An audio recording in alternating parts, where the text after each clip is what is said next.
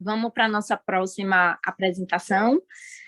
A gente vai ter agora a apresentação da professora Rosana Reis. Ela é arquiteta e urbanista, turismóloga e designer de interiores, especialista em administração hoteleira, mestre e doutora em arquitetura e urbanismo pela UFBA. Atualmente é coordenadora do curso de Turismo e Hotelaria e professora de Gestão Hoteleira e Patrimônio Cultural na UNEB. É pesquisadora do GEAOSP, né, daqui da UFBA, e do Grupo de Pesquisas em Políticas Públicas de Turismo, da Universidade de Brasília. Temas de interesse são hotelaria e arquitetura da saúde e bem-estar, arquitetura para a longevidade, turismo cultural, criativo, inclusivo e acessível, acessibilidade em equipamentos turísticos, edifícios e sítios culturais, patrimônio e memória. O título da apresentação de Rosana é Acessibilidade e Arquitetura para a Longevidade, Espaços Seguros para Idosos. Rosana, bom dia. Bom dia a todos. Estão me ouvindo bem? Sim. Ótimo. Eu estou com a voz um tanto rouca, não é porque está de manhã, não, é porque eu tomei uma chuva e vento esses dias e aí a voz deu uma sumida, hoje está até melhor. Então, bom dia a todos e a todas, vou começar a minha apresentação. Vocês já veem ela em tela cheia? Já vem a apresentação em tela cheia? Só confirmando. Então, acho que ela está passando normal, obrigada. Então, o tema que eu desenvolvi, né, nesses últimos tempos, após a defesa da tese, nos últimos anos vocês me ouviram aqui falar de acessibilidade também, mas acessibilidade, rotas acessíveis, eu comecei a desenvolver já um pouco sobre a questão da acessibilidade voltada para a arquitetura acessibilidade e arquitetura para a longevidade, espaços seguros para idosos, e esses dias, trabalhando com o tema e fazendo a apresentação, eu incluí o inclusivos também, né, que não está originalmente na chamada do evento. Então, vou começando a apresentação. Esse tema eu comecei a desenvolver no ano passado e já pensando preparei, na verdade, para submeter a bolsas PIBIC da FAPESB, mas como pesquisadora da UFBA e não como docente da UFBA, eu não pude dar entrada pela própria UFBA. Na UNEB, a gente teve apenas esse ano, por enquanto, para as licenciaturas, então meu curso na UNEB de bacharelado eu não tive ainda como apresentar, mas a ideia é que ele possa ser apresentado também lá como tema, porque o curso de turismo a gente trabalha com hospitalidade e a questão da arquitetura acessível para a longevidade está de acordo com esse tema de pesquisa, e acessibilidade também, a gente tem linha de pesquisa em acessibilidade para turismo. Então, o tema ficou assim: arquitetura acessível e inclusiva para a longevidade, saúde, segurança e bem-estar na residência em família, em condomínios tipo coabitar e em instituições de longa permanência para idosos. Eu dividi em duas etapas, porque assim, eu fui tendo desdobramentos, então assim, está no início da pesquisa ainda, e eu sei que eu vou trabalhando com ela ainda, tirar elementos, inserir elementos. Então, a primeira etapa ficou exatamente essa da acessibilidade à arquitetura, esse estudo, né, na residência de pessoas idosas, pensando na residência familiar, na própria residência do idoso, nos condomínios compartilhados, né, podem ser condomínios horizontais ou verticais, condomínios com casas independentes, com área verde e espaços compartilhados, espaços em comum. Também as instituições de longa permanência para idosos, e tudo isso também com o cuidado de se observar a existência de edificações de valor histórico, porque tem questões específicas para se trabalhar a acessibilidade em edifícios de valor histórico, principalmente aqueles protegidos por lei. E também já avanço um pouco com a questão da vizinhança acessível, já que a gente está falando aqui, a princípio, da residência do edifício, mas precisamos pensar também no entorno dessa residência.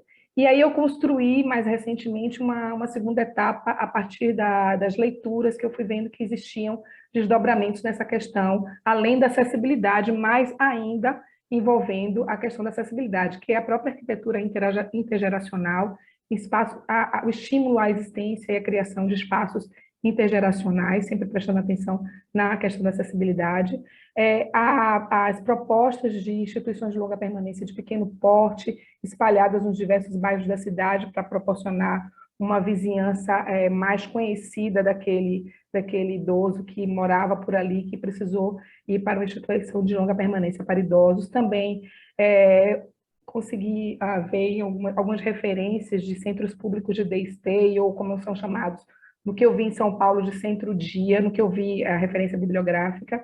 Esses day stays, principalmente, as referências são em Espanha e Portugal, e também os hotéis para pacientes, que eu vi esse nome também, que já me vinha a ideia de fazer uma pesquisa já voltada para a questão da hotelaria, próxima a hospitais que atendem as pessoas que precisam de tratamentos mais longos e não ficam necessariamente internadas, e as famílias também que vêm acompanhar. E eu escolhi esse nome, na verdade, dei esse nome para esse hotéis para pacientes, já venho pensando nele como hotéis satélites de hospitais. E aqui em Salvador a gente tem alguns de pequeno porte. Na verdade, casas de passagem, pequenos pensionatos para pessoas, inclusive, com renda, de baixa renda, ou que vêm do interior. Um exemplo desses, já que eu estou falando desses hotéis de pacientes, que eu vi uma referência recente, foi esse hotel em Copenhague, na Dinamarca, do projeto 2015, onde esses 3 primeiros pavimentos são hotelaria, os dois pavimentos superiores são voltados para áreas administrativas. Não é um hospital, é um hotel, mas tem alguns serviços, cuidados com a questão da nutrição, atenção especial, porque são pessoas que precisam de cuidados de saúde e atenção. Deve ser próximo ao hospital, com acessibilidade, e o cuidado nessa minha pesquisa é justamente essa acessibilidade também do entorno, além do próprio edifício. Eu vou seguindo com o objetivo geral dessa pesquisa específica, que é definir diretrizes para projetos de acessibilidade em locais de habitação permanente ou provisória de idosos ou para idosos, aquelas que eu já citei, residências familiares, condomínios compartilhados, tipo Cohabital ou Co-housing, como são conhecidos também, e as instituições de longa permanência para idosos, além dos centros públicos de day stay e esses hotéis satélites, que eu criei esse nome. Alguns objetivos específicos dessa primeira etapa. Primeiro, estudar a legislação de acessibilidade, que é algo, na verdade, eu coloco aqui formalmente, mas é algo que eu já venho fazendo nesses últimos anos, mas relacionar com a questão das pessoas idosas, o habitar com segurança e conforto, pesquisar também essa literatura existente sobre acessibilidade para pessoas com deficiência e dificuldade de locomoção, e aí se encaixam muitos idosos, e a sua relação com a habitação para idosos. Realizar também o diagnóstico das condições de acessibilidade por meio da avaliação pós-ocupação em instituições de longa permanência para pessoas idosas localizadas na cidade de Salvador. E já comecei a fazer um levantamento, levantei 32 instituições nos mais diversos bairros de Salvador, mas ainda não mergulhei nessa questão, ainda está no início, como eu falei, mas para perceber onde elas se localizam e também selecionar as que serão utilizadas para o trabalho de campo, dentre elas, certamente, instituições que se localizem, que ocupem edifícios históricos, para que tenha também aquele braço sobre a questão de acessibilidade em edificações históricas, dando continuidade à pesquisa que eu já comecei no mestrado e doutorado. E também identificar soluções inovadoras e as boas práticas de acessibilidade, também adotadas em locais de habitação para idosos, que possam servir de referência para novos projetos. Isso foi a etapa 1, a etapa 2 que eu venho desenvolvendo. Tem outros objetivos, ainda muitos, que eu ainda tenho que dar uma enxugada e pensar neles melhor, mas, como eu disse, é uma etapa da construção ainda do projeto. Para a segunda etapa, seria identificar projetos de arquitetura intergeracional, que possam ser considerados também referências para novos projetos, e sempre verificando o seu nível de acessibilidade. O foco aqui é sempre acessibilidade. Identificar projetos também de modelos públicos de day stay ou centros-dia, observando também seu nível de acessibilidade. Eu ainda não localizei nenhum aqui em Salvador, mas ainda preciso pesquisar melhor. E destacar a importância da implantação dessas instituições de longa permanência de pequeno porte, distribuídas pelos mais diversos bairros da cidade, e com entorno acessível, nessa ideia de que futuramente possamos ter na cidade propostas de instituições de longa permanência em diversos bairros, na proximidade de onde aquele idoso já morava, próximo da família, dos amigos, dos vizinhos. Nesse conceito de bairros de 20 minutos, que é um conceito sobre viver localmente, dando às pessoas a capacidade de satisfazer a maioria das suas necessidades diárias é uma caminhada de apenas 20 minutos de casa, estimulando, inclusive, a caminhada de 20 minutos e também a possibilidade de resolver tudo a pé de preferência e com segurança no próprio bairro. Seguindo os objetivos específicos, como eu falei, ainda são muitos e eu ainda vou enxugando depois, mas eu preferi ir apresentando aqui, porque era o que eu estava em mente ainda, propor diretrizes para projetos de ambientes físicos potenciadores da integração, nessa ideia da inclusão, por isso que eu coloquei inclusão depois, da proteção, e aí tem a ver com acessibilidade, e participação das pessoas idosas e que proporcionem compensações em relação às perdas das capacidades individuais, e arquitetura, uma arquitetura que venha para colaborar com essa integração e essa compensação através de ambientes que gerem essa integração e as relações também intergeracionais e interculturais, por que não? Observar a existência de oferta de financiamento, aí eu extrapolo um pouco essa questão, mas para pensar na existência de oferta de financiamentos ou benefícios para a adaptação das casas de pessoas idosas, e a gente tem aqui no Brasil, e comparando o modelo brasileiro a modelos adotados em outros países que apresentam tais benefícios, eu também já vi alguns exemplos que depois eu detalho, não hoje ainda.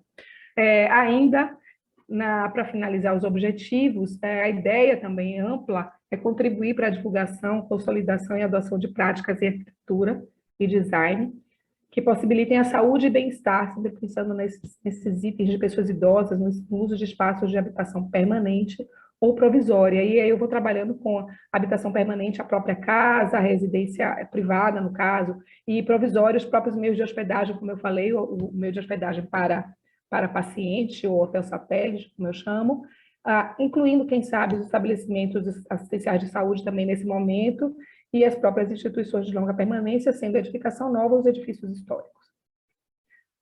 As justificativas para a necessidade dessa pesquisa, né? Algo que a gente já sabe, que é o envelhecimento da população, que é um fenômeno mundial, né? A gente já estou colocando aqui só para reforçar e contextualizar aqui.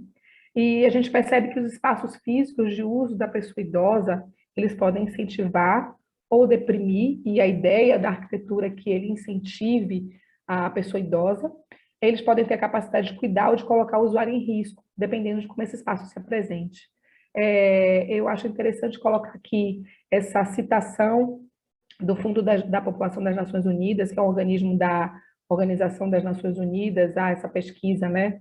É uma pesquisa de 2012, mas apesar de alguns dados serem já mais antigos, mas assim, é interessante a gente observar o que eles colocam. Por que 2012 eu peguei? Porque assim, o Fundo da População das Nações Unidas, a cada ano, escolhe um tema, e em 2012 o tema foi esse envelhecimento do século XXI, né, a questão dos desafios do envelhecimento do século XXI.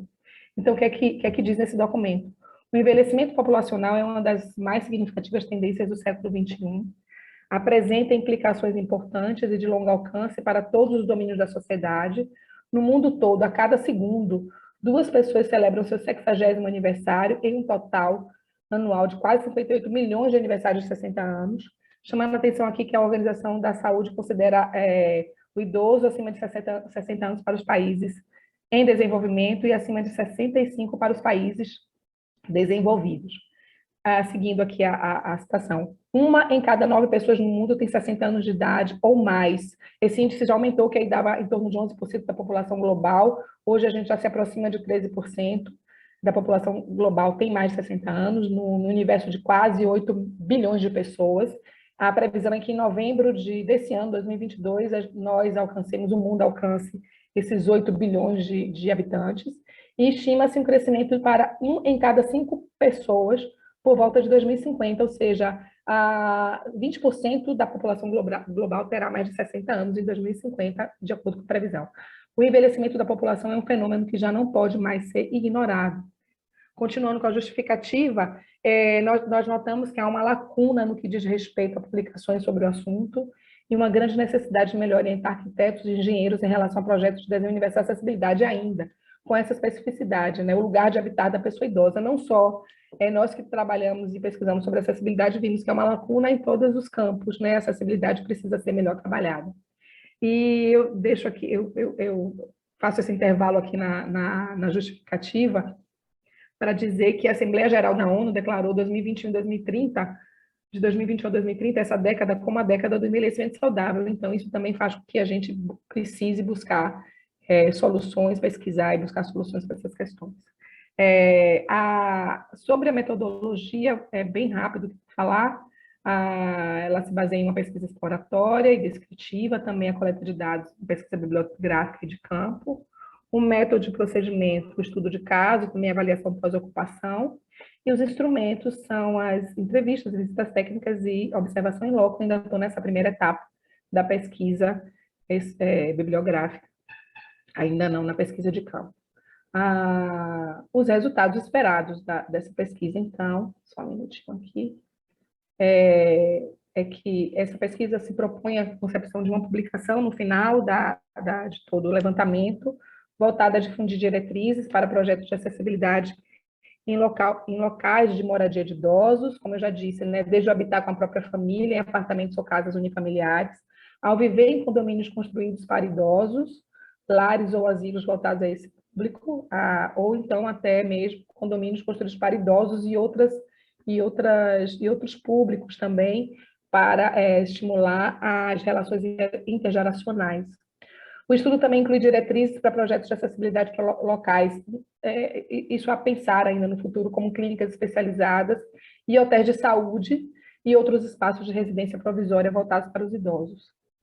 Essa publicação deverá orientar projetos de acessibilidade que englobem os espaços internos e os externos, como acessos, o entorno também, eu não incluí aí, mas eu já falei, o entorno também é importante, mas os acessos à edificação, áreas de circulação, jardins, pátios e solários, além de possuir uma seção especial de diretrizes para projetos em edificações históricas protegidas por legislação do patrimônio, portanto, com especificidades que o campo da preservação do patrimônio exige. Esses são os resultados esperados, na realidade, ter uma publicação para que a gente possa ter diretrizes claras, organizadas, na verdade, as publicações ainda são poucas nesse campo, né? E também deixo aqui para a gente visualizar essa frase, né, que a gente usa com tanta frequência, da mente sana e corpo sano, e nós, arquitetos, sabemos também que para a vida saudável, a gente também precisa do habitar saudável. Então, eu deixo aqui mais completa essa frase, né, de casa, que seria casa sana, mente sana e corpo sano. A casa saudável, a mente saudável e o corpo saudável. Essas são as referências, tem outras tantas, mas aqui eu separei as principais, as que eu utilizei mais para me basear nessa apresentação, apesar de não ter citações exatamente delas, só algumas. E a gente vê que muitas dessas referências ainda são de dissertações, né? Alguns artigos, e muito ainda a se explorar, muito ainda a caminhar nesse campo de arquitetura para longevidade, arquitetura de saúde e bem-estar também, né? Então, deixo aqui meus agradecimentos, estou à disposição também para perguntas. Como vocês veem, a pesquisa ainda está se formatando, ainda está sendo construída, ainda vamos conversar bastante sobre isso, colegas que queiram colaborar, professor Antônio Pedro também, que sempre está, né, acompanhando tudo e sempre nos orientando de uma maneira muito clara e muito participativa, né? Muito obrigada, eu vou deixar de compartilhar a tela. Pronto, estou aqui A de gente que volta.